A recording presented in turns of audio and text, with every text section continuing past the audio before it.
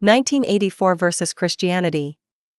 The process of religion is slow and calculated. It begins by targeting vulnerable people, children, the isolated, the poor, within a society broken enough to make religion seem like a lifeline. In such an environment, people walk through the doors of a church not out of conviction, but desperation for belonging. That's when the love bombing begins. Warmth, acceptance, a sense of purpose. But it comes with strings.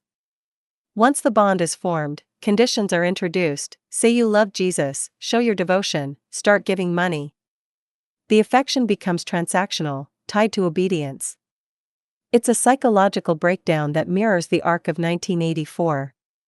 Just as Winston is tortured into betraying his love for Julia and finally proclaiming love for Big Brother, the church, through emotional manipulation, wears down its members, particularly straight men, until expressions of love for Jesus take on a distorted, even erotic form. It's not about faith, it's about control. The goal isn't salvation, it's submission. This manipulation isn't accidental. It's engineered. From childhood indoctrination through youth programs and Sunday school, religious institutions groom young minds to equate obedience with virtue. Children are told that questioning is sinful, that doubt is dangerous. The authority of Scripture is absolute, even when it contradicts basic reason or morality. This early programming plants deep psychological roots that are difficult to pull out in adulthood. The church often cloaks itself in community service, but even these efforts come with an agenda. Food drives, mission trips, and outreach programs are often leveraged as recruitment tools. The underlying message is clear: we help you, now come to church. What appears on the surface as compassion is often just another hook. The poor aren't being lifted up as much as they are being pulled in. The needy aren't just being fed, they're being converted. Power dynamics play a central role. Religion creates strict hierarchies: God above all, the church leaders next, then the obedient congregation. Those who challenge the hierarchy are ostracized or punished. And within this framework, the most insidious control often targets straight men. The paradox here is deliberate. Men are told to be leaders, providers, protectors, but within the church, they must be submissive to Christ, humble before God, deferent to the pastor. This tension produces a kind of spiritual schizophrenia. To maintain status within their faith, men must relinquish the very traits society tells them define masculinity. This tension is exploited through rituals and language that become increasingly intimate. Men are encouraged to say, "I love Jesus," with passion, to confess sins in detail, to cry in front of male leaders, to view themselves as brides to Christ. These aren't benign metaphors. They rewire emotional and sexual expression, conflating devotion with desire. The result is a confusion that makes true introspection almost impossible. Faith is no longer about a personal relationship with the divine. It's about enmeshment with the institution. Religion, in this model, doesn't offer answers. It offers scripts. Standardized prayers. Memorized verses. Stock phrases like "God has a plan" or "trust in Him." These cliches serve to shut down thought, to discourage nuanced conversation. They act as buffers against discomfort. When life gets hard, you're told to pray more, believe harder, tithe despite your finances. The implication is always that any failure lies with you, not the system. Financial control is a key element.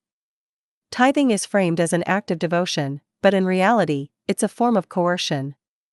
Prosperity gospel churches take this to extremes, preaching that wealth is a sign of God's favor. So when you're broke, it's not because you're underpaid or exploited, it's because your faith isn't strong enough. This not only extracts money from the vulnerable, it gaslights them into accepting poverty as spiritual failure. The emotional manipulation bleeds into relationships. Within many religious communities, especially conservative ones, dating and marriage are tightly regulated. Purity culture teaches that sex is sinful outside marriage, that women must be submissive, that men must lead. This damages everyone. Women are pressured to forgive abuse, to stay in harmful marriages, to be silent. Men are told to suppress emotion unless it's channeled toward God. The result is a generation of people who don't know how to relate to each other outside religious roles. And what about those who don't fit? LGBTQ+ individuals are often cast out or forced into conversion therapy. Their very identities are labeled as sin. This isn't spiritual guidance, it's psychological warfare. Many are driven to depression, self-harm, or suicide because they're told that being themselves means being damned. The church claims to love the sinner but hate the sin, but in practice, it's just hate cloaked in doctrine. This isn't to say that every believer is malicious or every religious act is harmful. Many people find genuine comfort in their faith, and some communities do real good. But we can't ignore the structural issues. Religion, as it is often practiced, prioritizes institutional survival over individual well-being. It discourages critical thinking, isolates dissenters, and exerts control over bodies, minds, and wallets. The parallels to totalitarian regimes are clear. Like in Orwell's 1984, the goal is not merely compliance, but internalized devotion. It's not enough to obey, you must love the system that subjugates you. You must convince yourself that the cage is freedom, that the rules are grace, that the suffering is sacred. The church becomes the arbiter of reality. To question it is to risk exile, or worse, eternal damnation. Deconstruction, the process of questioning and unlearning harmful religious beliefs, is often met with hostility. Those who leave the church are painted as rebellious, bitter, or lost. Friendships are severed, families torn apart. The church doesn't just let people go. It marks them. This is because doubt is contagious. If one person starts asking questions, others might follow. So the institution circles the wagons, demonizes dissent, and tightens its grip. For many who leave, recovery is long and painful. There's often guilt, fear, and deep psychological trauma. People must relearn how to trust themselves, how to think independently, how to form relationships not based on roles but on mutual respect. Therapy helps, as do online communities of fellow survivors. But the scars are real. Leaving a high-control religion isn't just a change in belief, it's a total identity shift. And yet, despite the damage, the machine keeps running. New converts are brought in. Children are raised in it. The cycle continues. Because as long as society has gaps, economic, emotional, existential, religion will exploit them. As long as people are isolated, desperate, or grieving, there will be someone ready to offer them Jesus as a solution. Not for their benefit, but for the institutions. What would it look like to break the cycle?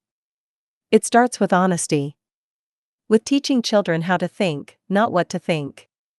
With creating communities that meet people's needs without strings attached. With holding religious leaders accountable, legally and socially. With removing tax-exempt status from churches that function as businesses. With centering empathy over doctrine, curiosity over conformity. We need to understand that belief isn't inherently virtuous. That faith, when used to manipulate, becomes a weapon. That institutions built on fear and shame cannot claim moral authority. And most importantly, that people deserve freedom, not just political or physical, but emotional and intellectual. Freedom to ask questions. Freedom to say no. Freedom to walk away. Religion, at its worst, is not just a personal belief system. It's a tool of control. And if we want a world where people can live authentically and safely, we need to recognize that control for what it is. Not divine. Not sacred. Just power, dressed in scripture. Until then, the pattern continues. Vulnerable people will be targeted. Emotional needs will be exploited. And the cycle of control will mask itself as love. The question isn't whether religion can change. The question is whether we're willing to see it clearly enough to demand that it does.